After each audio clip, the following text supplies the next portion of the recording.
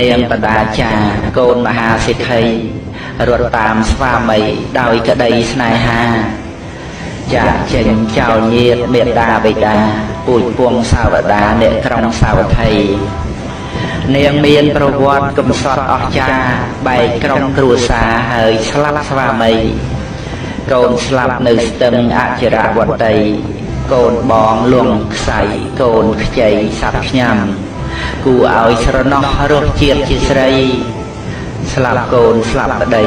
ស្មារតីនៅចាំប្តីស្លាប់ក្នុងព្រៃរាត្រីពោះខំកូនពីរជួបកម្មស្លាប់ពេលតែមួយគួរឲ្យអណោចអាណិតនាងណាស់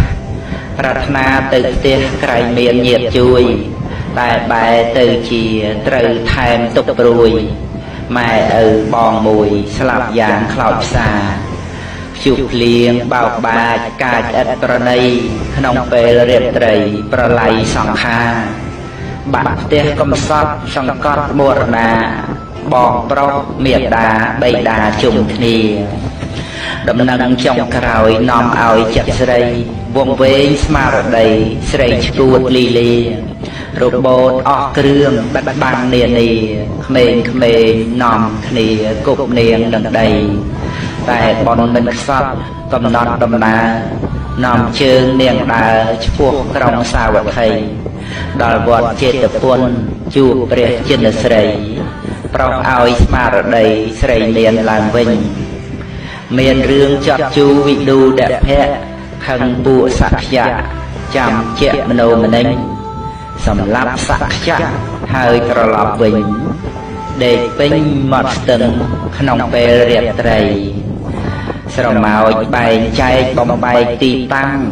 បាបតិចបាបខ្លាំងស្ទឹងតាំងកាត់ក្តីទឹកគួចចូលស្ទឹងអចិរវត្តី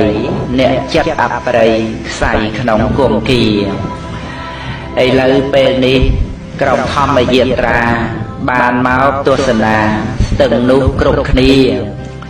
ស្ទឹងមានប្រវត្តិកត់រឿងនានា